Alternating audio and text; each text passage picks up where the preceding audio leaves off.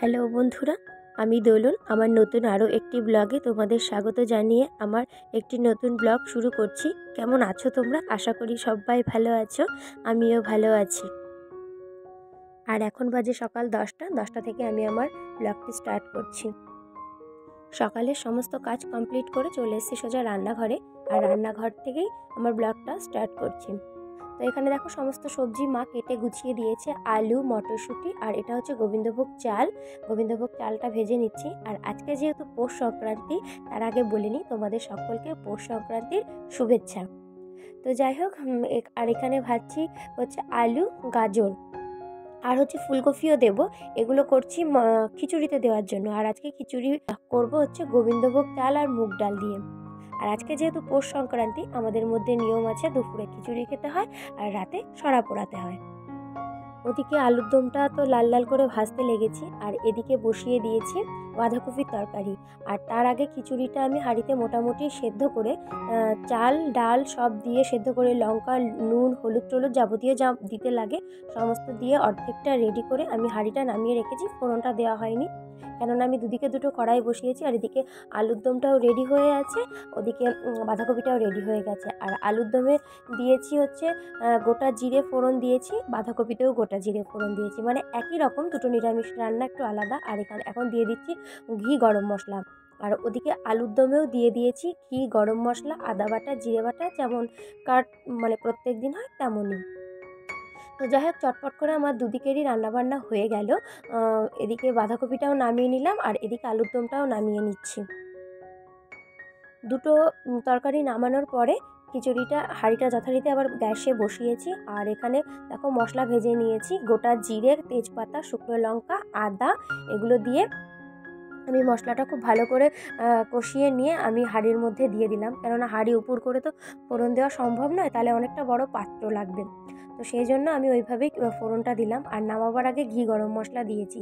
আর আলুটা চটপট ওদিকে ভেজে নিলাম। আর এখানে ডিমের অমলেট করে নিচ্ছি, কেন কি আমার হাজব্যান্ডকে সকালে রুটি দেবো টিফিনে, ওর জন্য একটা অমলেট ভেজে দিচ্ছি। ওকে রুটি, অমলেট আর তরকারি দিয়ে খাবারটা দিয়ে দেবো। আর এদিকে আমার বেগুন ভাজাগুলো এর সাথে একেবারে হয়ে গেছে। আর আমরা হচ্ছে যাই হোক কিছু একটা আমি আর মা খেয়ে নেব, সেটা মানে আর তোমাদের সাথে শেয়ার করিনি। আর দেখো বকবক করতে করতে রান্নাবান্নাগুলো কমপ্লিট হয়ে গেল। আলু ভাজা, বেগুন ভাজা, বাঁধাকপির তরকারি, আর এই যে খিচুড়ি। এরপর অনেকটা সময় কাটিয়েছি। ছেলে স্কুল থেকে বাড়ি ফিরেছে, ছেলেকে একটু হাত পা ধুয়ে রেডি করেছি। আজকে স্নান করাইনি, কারণ একটু ঠান্ডা ঠান্ডা লেগেছে। আর আজকে পৌষ পার্বণ যেহেতু, বাইরে প্রচণ্ড ঠান্ডা ছিল, রোদ তো ওঠেইনি, বাইরে কুয়াশা। আর দেখো জানলা দরজাও আজকে কিছু খুলতে পারিনি, সেই জন্য ওকে আর স্নান করাইনি। বাচ্চা তো। আর তোমরা দেখেছো আগের ব্লগে আমরা একটু ঘুরতে গেছিলাম, তো ওখানে ঘুরে ফিরে ওর একটু ঠান্ডা ঠান্ডা ভাব লেগেছে। আর আজকে স্নান করালে একটু বেশি ঠান্ডা লেগে যেতে পারে, সেই ভয়তে ওকে আর স্নান করাইনি। তো যাই হোক, স্নান করে আমি দেখো চটপট রেডি হয়ে গেলাম। আর এদিকে রান্নাঘরে আমি বেরিয়ে যাওয়ার পরে মা সমস্ত পিঠেপুলি জোগাড়যন্ত্রী করে রাখছে। এগুলো মাকে বললাম তুমি আমাকে মোটামুটি রেডি করে দাও, আমি রাতের বেলা বা বিকেলবেলা যখন আমার সুবিধা হয় আমি রূপকে সমস্ত কিছু সামলিয়ে তারপরে আমি আমার সুবিধা মতন পিঠেগুলো বানিয়ে নেব। আর এখানে মা করছে আগের দিনকার যে নারকেলের পুরটা বানিয়ে রেখেছিল, সেই পুরের মধ্যে নলেন গুড়ের সন্দেশ দিয়ে ভালো করে পাক দিয়েছে। আর এটা মালপোয়া বানানো হবে, তার জন্য ময়দা, আটা, যাবতীয় যা লাগে সমস্ত কিছু খুব ভালো করে মা ময়াম দিয়েছে। ময়াম দেওয়ার পর আর তোমরা দেখলে চিনির জল আর গুড় দিয়ে ভালো করে জলটা গরম করে মা ফ্যাটানোর জন্য রেডি করেছে, কেননা এইভাবে করলে মালপোয়াটা খেতে ভীষণই মানে টেস্ট হয়। আর মা দেখো এগুলোকে খুব ভালো করে ভেঙে ভেঙে ভেঙে ভেঙে তৈরি করেছে। আর সত্যি বলতে খেতেও ভীষণ ভালো হয়েছিল, অসাধারণ স্বাদের হয়েছিল। পৌষ সংক্রান্তিতে পিঠে মানেই গুড় আর দুধ, এগুলো ছাড়া তো কোনো কথাই হয় না। তো সব মেটেরিয়ালসই মানে করে রেখেছি, কিন্তু যেহেতু আমি ওদিকটায় স্নানে ব্যস্ত ছিলাম, যার জন্য মা সমস্তটা শুরু করে দিয়েছিল বলে ভালোভাবে শেয়ার করতে পারিনি। মায়ের পিঠেপুলির দিকটা মোটামুটি তৈরি রেডি, সব ঢাকা চাপা দিয়ে মুছতে দেবে, আর পরে আমি করব। আর এখানে আমাদের তিনজনের জন্য বেড়ে নিচ্ছি। তো আর সত্যি কথা বলতে কি, বাইরে এত ঠান্ডা ছিল সেদিনকে দুপুরবেলা, খিচুড়িটা সত্যিই জমে গেছিলো। আর আজকে এতটাই ঠান্ডা ছিল যে আমরা প্রত্যেকেই শীতে জবুথবু হয়ে গেছি, কারোরই কোনো কাজকর্ম করতে ইচ্ছে করছিল না। কিন্তু সংসারের কাজ তো প্রতিনিয়ত করতেই হবে, যেটুকুনি টুকিটাকি দরকার। কেবল মনে হচ্ছিল যেন ব্ল্যাঙ্কেট গায়ে দিয়ে বসে থাকলেই ভালো, কিন্তু সেটা তো আমাদের পক্ষে সম্ভব না, কারণ আমাদের প্রত্যেকেরই একটা মানে সারাদিনের একটা ডেলি রুটিন আছে, সেটাকে আমাদের মেনটেন করতেই হয়। অনেকবার ডেকে আসার পরে তারপরে রূপ এসছে, একদম খেতে চাইছে না, কিছু করতে চাইছে না, ওর এতটাই ঠান্ডা লাগছিল।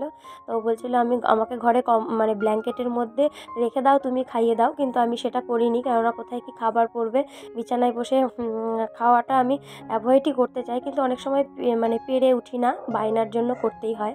আর এদিকে দেখো আমি সারা খাটের মধ্যে ব্ল্যাঙ্কেট পেতে রাখলাম, কেননা ঘর বাড়ি এত ঠান্ডা হয়ে রয়েছে যে খাটটাতে বসে থাকা যাচ্ছে না, যার জন্য আমি ব্ল্যাঙ্কেট দিয়ে ঢাকা চাপা দিয়ে রাখলাম খাটটা একটু গরম থাকার জন্যে। আর এর আগের দিনকার কতগুলো জামা কাপড় যেগুলো আমি বেড়াতে গেছিলাম, সেই জামা কাপড়গুলো গুছানো হয়নি, তা ভাবলাম এই সুযোগে চটপট করে গুছিয়ে নিই। কোনো কাজ করতেই মন চাইছে না, মনে হচ্ছে যেন বসে থাকলেই ভালো, তবুও যথেষ্ট প্রোটেকশন নিয়ে মানে কাজ করছিলাম। আজকের ভিডিওটা বানাচ্ছি যেহেতু মকর সংক্রান্তির দিন, ঠান্ডা তো প্রচণ্ডই পড়েছে। তো যাই হোক, কিছু করার নেই, কিন্তু ঠান্ডা পড়লেও আজকের দিনে কিন্তু একটা খাওয়া দাওয়ার ধুম আমাদের বাঙালিদের থেকেই থাকে। তো যাই হোক, হাতে হাতে আমার জামা কাপড়গুলো সমস্তটা গুছানো হয়ে গেল। যদি না গুছাই তাহলে এটা পড়েই থাকবে। আর এই সময় বেলা অনেকটাই বেড়েছে, মোটামুটি ঘড়ির কাঁটায় 3:30 4টে বাজছে, কিন্তু দেখে মনে হচ্ছে অনেকটা রাত। বাইরে একদম অন্ধকার নেমে এসছে, আর ভীষণ জোলো একটা হাওয়া দিচ্ছে, মানে কুয়াশাটা ঘন হয়ে আসছে। যদিও আজকে সারাদিনই কুয়াশা পড়েছিল। তো আমাদের কৃষ্ণনগরে কিন্তু বেশ ঠান্ডা পড়ে, মানে বেশ ঠান্ডা কি ভালোই ঠান্ডা পড়ে, বেশ হাড় কাঁপানো ঠান্ডাই পড়ে। আর এই যে মানে দেখে মনে হচ্ছে বিকেল থেকে সন্ধে হয়ে এসছে, কিন্তু ঘড়ির কাঁটায় বাজে মোটামুটি 4টে। তো যাই হোক, এরপর একটু রেস্ট নিয়েছি, দিয়ে আবার চলে এসেছি যথারীতি রান্নাঘরে। গুড ইভিনিং প্রত্যেককে। একদম গরম গরম 1 কাপ লাল চা খেয়ে নিয়ে তারপরে শুরু করলাম এই যে পিঠে পুলিগুলো বানাতে। আর এগুলো অনেকক্ষণই মজার টাইম পেয়েছে, এবার এগুলোকে এক এক করে চটপট করে বানিয়ে নেব। আগের পাত্রের মধ্যে রাখা ছিল পাটিসাপটার গোলাটা, আর এটা হচ্ছে মালপোয়ার জন্য যে গোলাটা বানিয়েছি সেটা। আর এই যে পুরটা তৈরি করা হচ্ছে, এটা দিয়ে বানাবো পাটিসাপটা। এবার এক এক করে মালপোয়াগুলো ভেজে নেব। মালপোয়াটা আমার ভীষণ ফেভারিট, ছোটো থেকেই ফেভারিট, আমার হাজব্যান্ডেরও খুব ফেভারিট। ও যদিও মালপোয়ার থেকে আদোসাটা খেতে ভালোবাসে, যদিও মালপোয়া আদোসা দুটো আলাদা তেমন কিছুই নয়, একই রকম, দুটোই তেলে ভাজতে হয়। কিন্তু আমি মালপোয়া বলেই ছোটো থেকে জানি, আর ও আদোসা বলেই জানে। তো যাই হোক, যে মালপোয়া আদোসা তোমরা কে কোনটা বলো আমাকে সেটা কমেন্ট করে জানাবে। আর মালপোয়া আদোসা যেটাই হোক, সেটাই হচ্ছে আমি এখন ভাজতে লেগেছি। আর আমার ভিডিওটা এখন যারা দেখছো, আশা করি তাদের প্রত্যেকের ভালো লাগছে। আর ভিডিওর যদি কিছু ভালো লেগে থাকে তবে অবশ্যই আমাকে একটা কমেন্ট করে জানাবে। আর আমার চ্যানেলে যারা নতুন বন্ধু হয়ে দেখছো, তারা প্লিজ একটা সাবস্ক্রাইব করে দেবে। তোমাদের একটা সাবস্ক্রাইব আমাকে সামনের দিকে অবশ্যই এগিয়ে যেতে সাহায্য করবে। আর আমার এই ভিডিওটা যখন আমি তোমাদের কাছে পোস্ট করব, তখন মকর সংক্রান্তিটা হয়তো ফুরিয়ে যাবে, পিঠে পুলির উৎসবটাই ফুরিয়ে যাবে। কেননা আমি একটা দিন মাঝে গ্যাপ করে ফেলেছি। আমি সেই দিনকে রাতের বেলা পিঠে পুলি করতে করতে অনেকটা রাত হয়ে গেছিলো, প্লাস ছেলের সেদিনকে একটু ঠান্ডা ঠান্ডা লেগেছিলো, দুপুরেই তোমাদের বললাম, ঠান্ডায় ও একটু কান্নাকাটি করছিল, সেই জন্য আমি রাতেরবেলা এডিট করে উঠতে পারিনি। যার জন্য রাতেরবেলা এডিট করতে না পারলে তো জানোই পরের দিন সংসারের কাজ থাকে। আর এই পিঠেটা শীতের দিনে একটু বানাতেও লাগে, মানে বানাতে হয়, মকর সংক্রান্তির দিন তো বিশেষ করে বানাতে হয়, কেননা পিঠে খেতে বাড়ির সকলেই কম বেশি ভালোবাসে। আমার হাজব্যান্ডও ভালোবাসে, ছেলেও ভালোবাসে, আমিও মোটামুটি ভালোবাসি। খুব একটা যে অনেক খেতে হবে তা না, একটা দুটো খেলেও খায়। আর আমাদের মা ভীষণ মিষ্টি জিনিস খেতে পছন্দ করে, মাও ভালোবাসে, বাবাও ভালোবাসে, ওই জন্য সবার কথাই একবারে বলে দিলাম, যার জন্যই পিঠেটা করার একটু ধুম। কিন্তু আজকে এই দুটোর বেশি আর কিছু মানে করব না, করার আর সময়টাও নেই, অনেকটা রাত হয়ে গেছিলো। আরও একদিনকে অন্যরকম পিঠে করব, তবে যবে যেটা করব তবে সেটা তোমাদের সাথে শেয়ার করে নেব। আর এখানে পাটিসাপটা বানানো শুরু করে দিচ্ছি। আর আমার পাটিসাপটাটা ভীষণ ফেভারিট, মানে এখন থেকে নয়, ছোটো থেকেই ফেভারিট। আর ছেলেও ভীষণ ভালোবাসে পাটিসাপটা খেতে।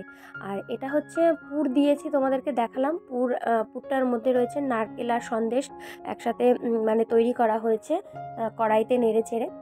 সেই পুর তৈরি করা হয়েছে। আমি আবার আমার বাপের বাড়িতে পুর দেয় আমার মা দেয় পুরো ক্ষীরের। আর আমার এই বাড়িতে একটু নারকেলের পুরটাই বেশি পছন্দ করে।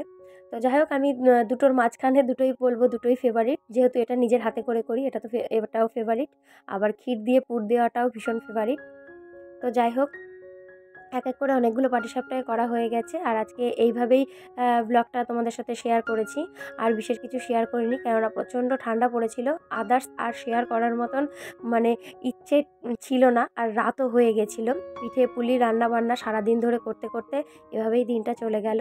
তো যাই হোক, ভিডিওটা শেয়ার করলাম। কেমন লাগলো তোমাদের অবশ্যই জানাবে। ভালো লাগলে তো অবশ্যই কমেন্ট করবে। আর আজকের মতন ভিডিওটা এই পর্যন্তই। যদি কিছু ভালো লেগে থাকে তবে আমাকে একটা লাইক করবে। আর তোমাদের সাথে দেখা হবে আমার পরের দিন। Tata, bye bye.